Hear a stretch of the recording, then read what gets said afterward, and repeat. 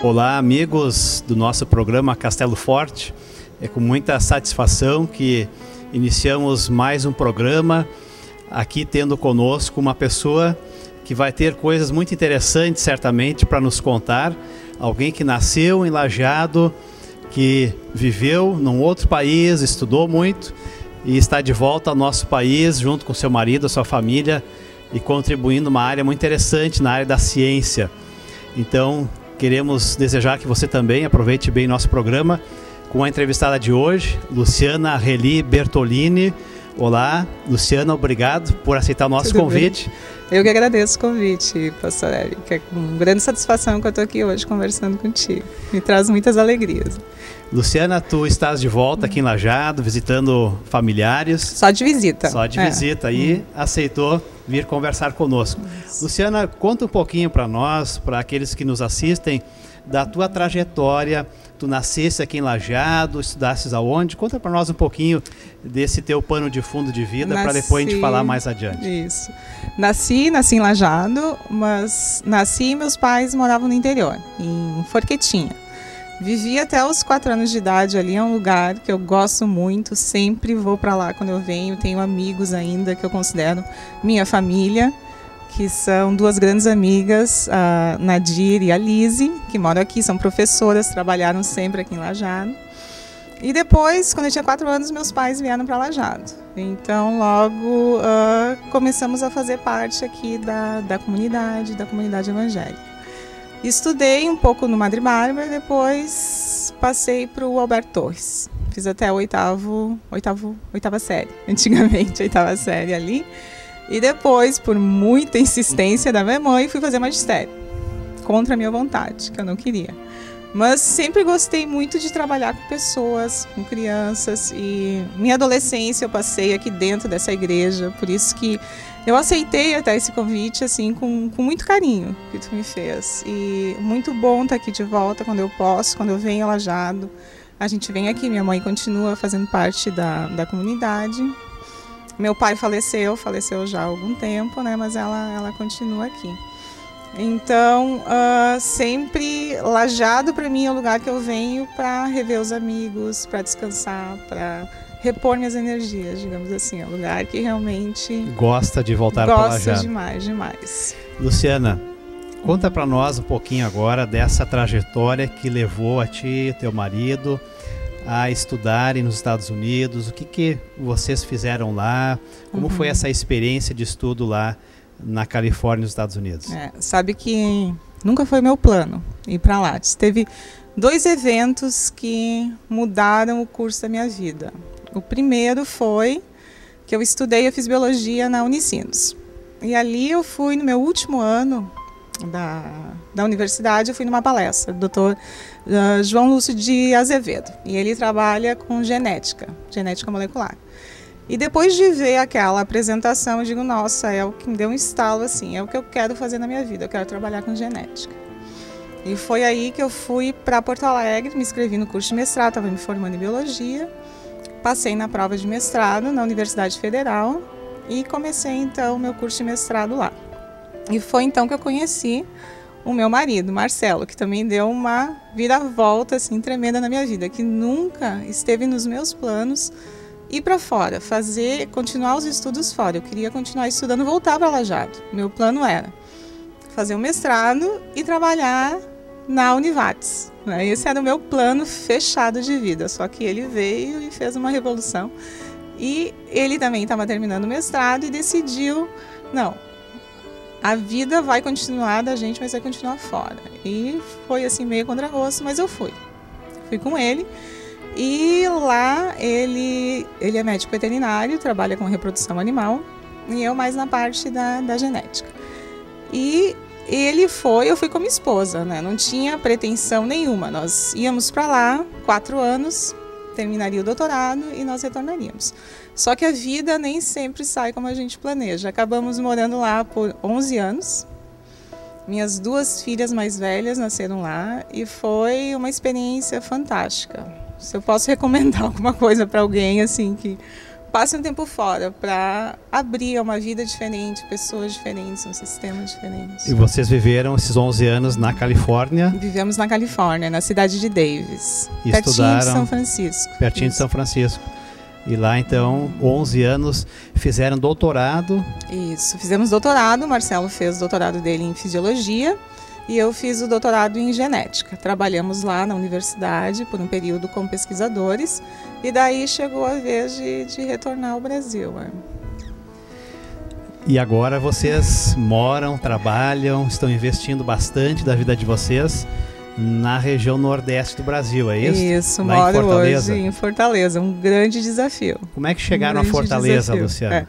Isso é outra longa história. E eu acho que a vida nos apresenta com oportunidades que a gente às vezes não tem como negar. A vida acontece de uma maneira que a gente não planeja, né? Então, nosso retorno para o Brasil foi para ficar perto da família. Ficar aqui perto, meu marido é de Bento Gonçalves, eu sou de Lajeado, então nós retornamos a Lages. Moramos em Lages por 3 anos e trabalhávamos na Universidade Estadual lá, como professores e pesquisadores. E numa visita que nós fizemos à PUC aqui do Rio Grande do Sul, conversando com o meu orientador de mestrado, o professor Diógenes Santiago dos Santos, que é um grande pesquisador no Brasil, uma pessoa assim que busca pesquisa, desenvolvimento e inovação. Então foi uma conversa, ele nos chamou para uma conversa e dessa conversa surgiu a oportunidade de um projeto, né, de trabalhar com expressão de proteínas em grandes animais. E é o que eu comecei a fazer na Universidade da Califórnia e eu fui com essa proposta para ele. E ele me disse: Luciana, eu não estou pronto para isso ainda, eu não estou. Mas eu conheço uma pessoa que eu acho que vai gostar da tua ideia. E ele ligou daí naquela oportunidade para o secretário da Ciência e Tecnologia do Brasil, que é o doutor Luiz Antônio Barreto de Castro. Ele já estava no governo, desde o governo Itamar, ficou os 2 mandatos do Lula. Quando a Dilma assumiu, ele não ficou, ele caiu fora. Também já está com 70 e poucos anos, acho que a Dilma não quis arriscar. Mas o Luiz ABC, como ele é conhecido, ele é uma pessoa fantástica, de grandes ideias. E quando o professor Jorge disse assim, eu vou ligar para ele, política, eu disse, nossa, isso não vai dar em nada, né? Mas tudo bem. Nosso trajeto de Porto Alegre para Lajeado, depois da reunião, o secretário já nos liga, o secretário da Ciência e Tecnologia me liga e diz, não, eu preciso conversar com vocês, é tudo que eu quero fazer no Brasil, implementar um projeto em biotecnologia. E eu disse, bom, retornando a Lages, então conversamos. E o interessante foi que o que ele buscava veio muito de encontro com a nossa linha de trabalho que começou nos Estados Unidos. Então, o que ele queria? O sonho dele sempre foi que ele foi ele teve nos Estados Unidos nos anos 70, também foi junto com o Diógenes, por isso que eu digo que eu sou uma pessoa assim, de muita sorte, eu acho que através do professor Diógenes, que foi meu orientador no mestrado, eu conheci o Luiz ABC, que ele também, retornando ao Brasil, ele criou o Senargen, que é o maior centro de genética, sendo da Embrapa em Brasília, ele foi o criador. O professor Diógenes criou o Centro de Biotecnologia aqui do Rio Grande do Sul, então são 2 pessoas assim fantásticas, né, que foram postas no meu caminho. Então, por isso que eu digo, a gente não pode desperdiçar nunca uma oportunidade.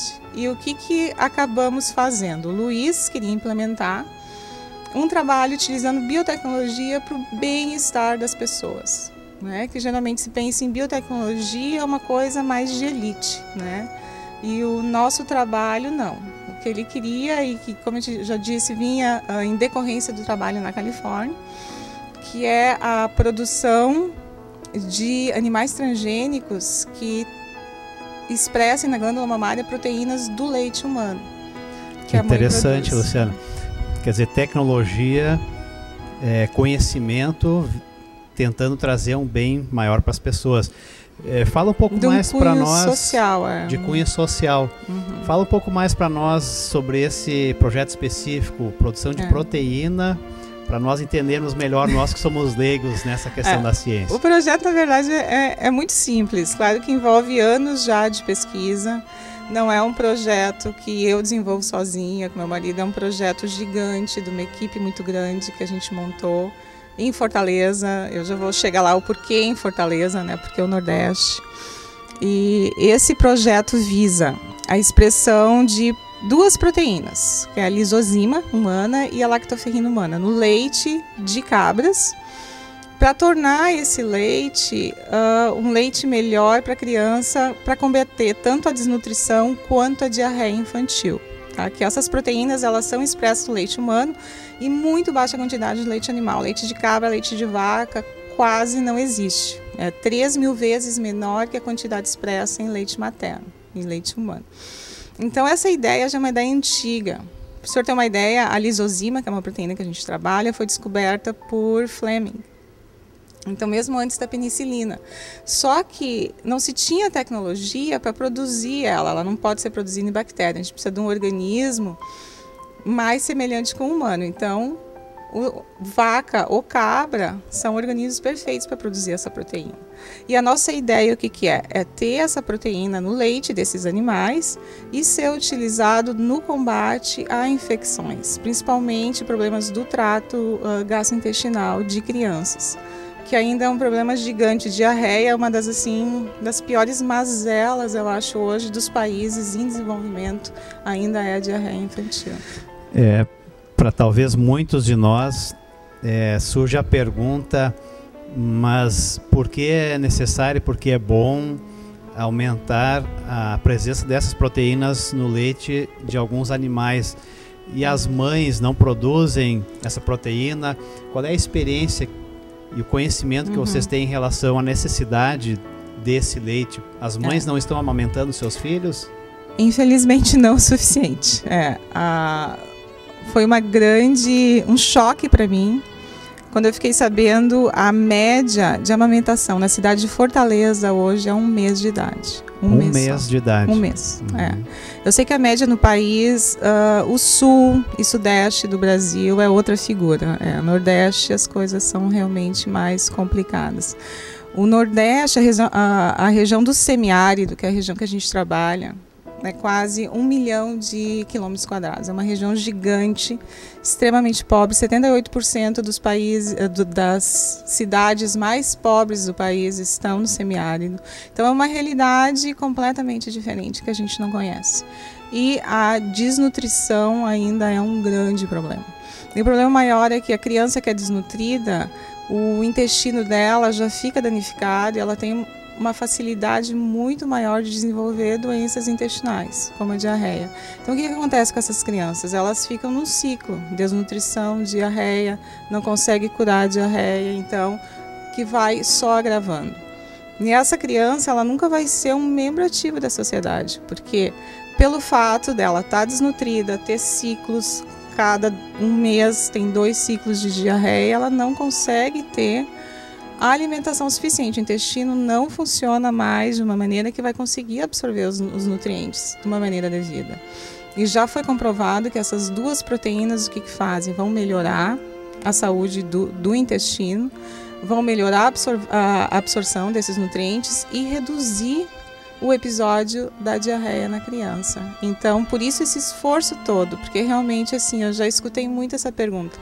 Por que gastar tanto dinheiro? É um projeto muito caro. Foi na época, em 2009, quando foi aprovado pelo Ministério da Ciência e Tecnologia, foi o projeto onde se investiu mais dinheiro no Brasil. Foram 7 milhões nesse projeto. E eu acho que vale a pena sim. Que se esse leite conseguir chegar a ter os efeitos que nós almejamos e conseguir chegar na criança, eu acho que vale a pena. A gente não perdeu tempo de maneira alguma, né?